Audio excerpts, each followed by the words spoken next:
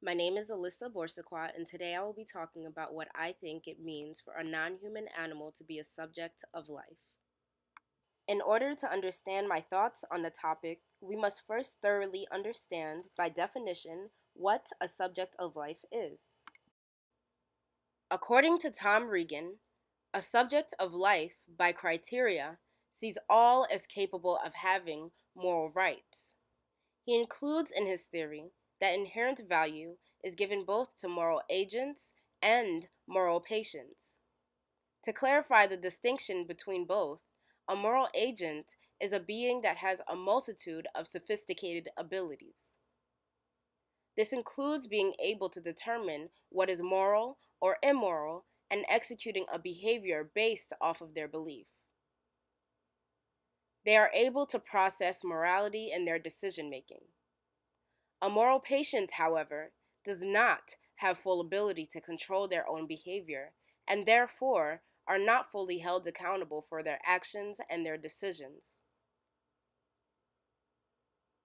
Going off of this, Regan believes that even if a subject of life cannot make ethical choices or even talk like humans, what happens to them is important and consequently they matter and they have rights. A subject of life highlights the similarity or similarities between moral patients and moral agents. In being recognized for inherent value, the deciding factors should be dependent on shared characteristics. How I understand this, I look at a moral patient as a human infant, one who is not fully capable of making thoughtful decisions, one who is most likely to act on feeling or impulse. In this society, we protect the baby. This is because, though the baby is different from us, and by us I mean older individuals who are moral agents, we still consider them important and acknowledge that they have rights.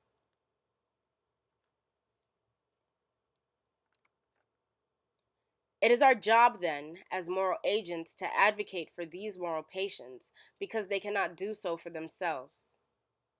This, I believe, is also applicable to non human animals, and which would be considered moral patients.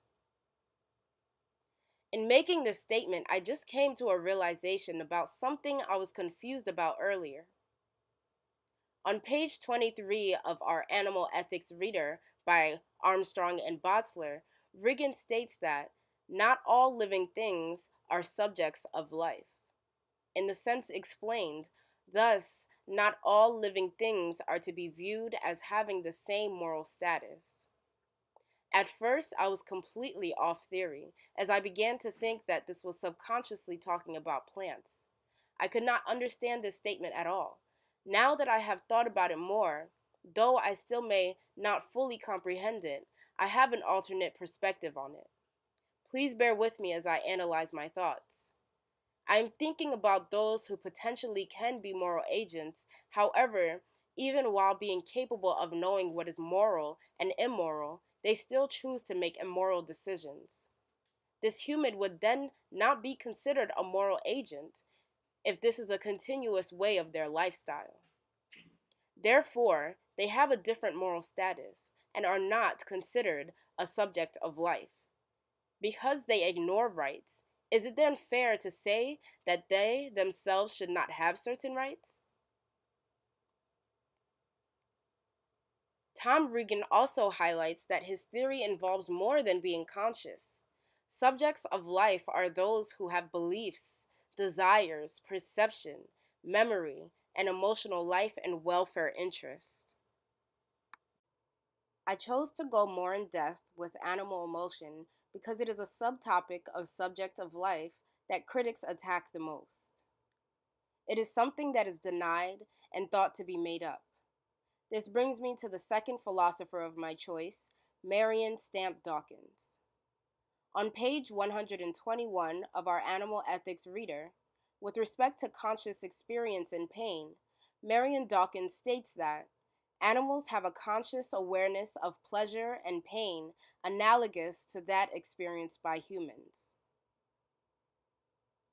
When thinking about animal emotions, Dawkins suggests that we are looking too much at the cognitive and intellectual consciousness of these beings. Dawkins suggests that we need to realize that there is no need for cognitive powers to experience feelings such as pain and hunger and frustration from being unable to perform natural behaviors and patterns.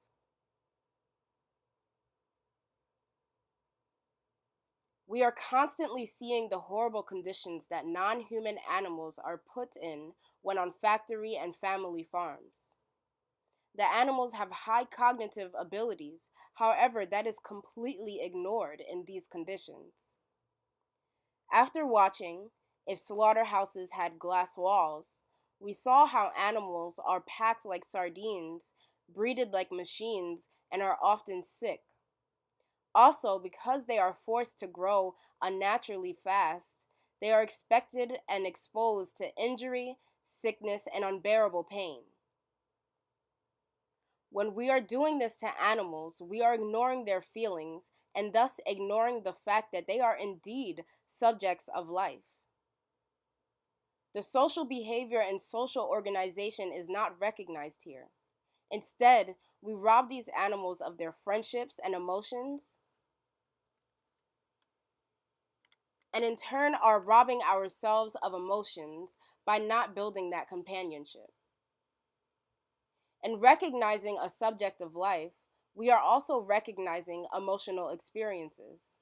In Bikoff and Goodall's podcast, Do Animals Have Friends?, it is explained that animals experience an array of emotions that we just may not fully understand. Animals are subjects of life because animals are emotional beings. They just express their emotions differently. This relates to subject of life because this theory also explains that even if an individual or other being is or does differently, we cannot deny them their importance in society. It is then unjust to take away their value or to not respect them as equal beings.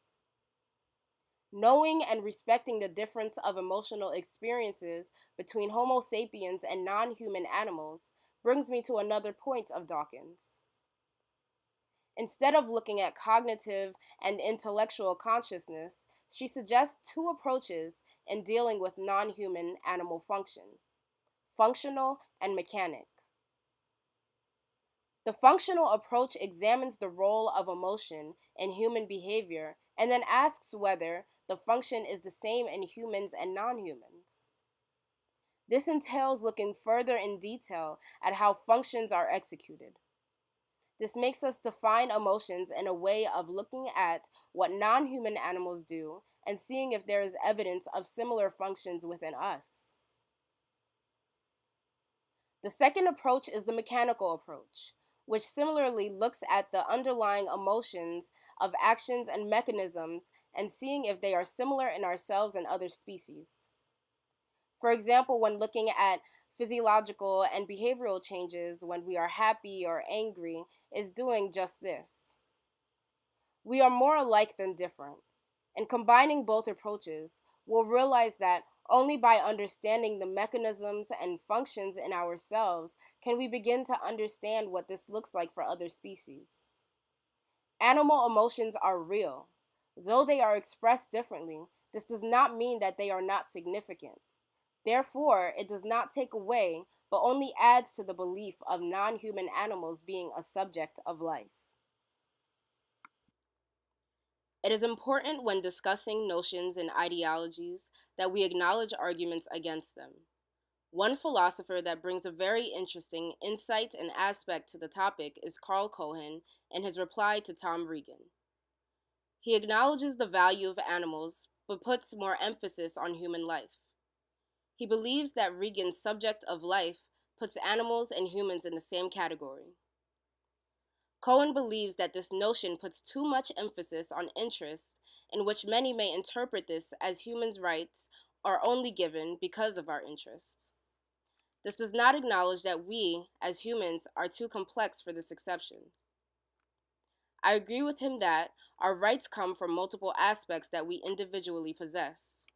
This includes things such as age, ethnicity, gender, race, socioeconomic status, living location, etc.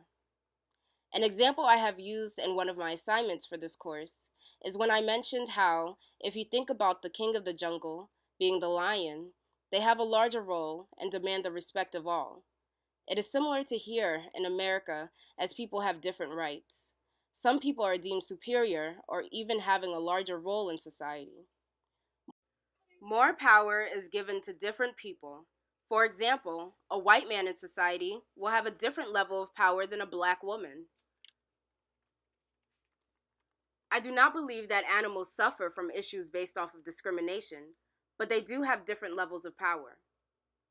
I appreciate the different insights and concepts that Cohen introduces. I agree with what Cohen is implying. However, I still believe animals are subjects of life that have moral rights. Hopefully, you can concur after what I have mentioned that I fully support the claim that non human animals are subjects of life. I believe that us humans should use our privilege as moral agents to speak up for animals that by description fall under the category of a moral patient. Animals are fully capable of having emotional experiences, and because of this, they are important beings and are conducive to society. Therefore, they are subjects of life. When looking in depth with the topic and comparing humans to non human animals, it is essential that we consider the details of our argument and are being careful to not overlook certain aspects. We should respect that animals are different in ways that we may not understand, while also acknowledging that they are still adding to and doing their part in society, and that they are still valuable. Non human animals are indeed complex beings that are subjects of life.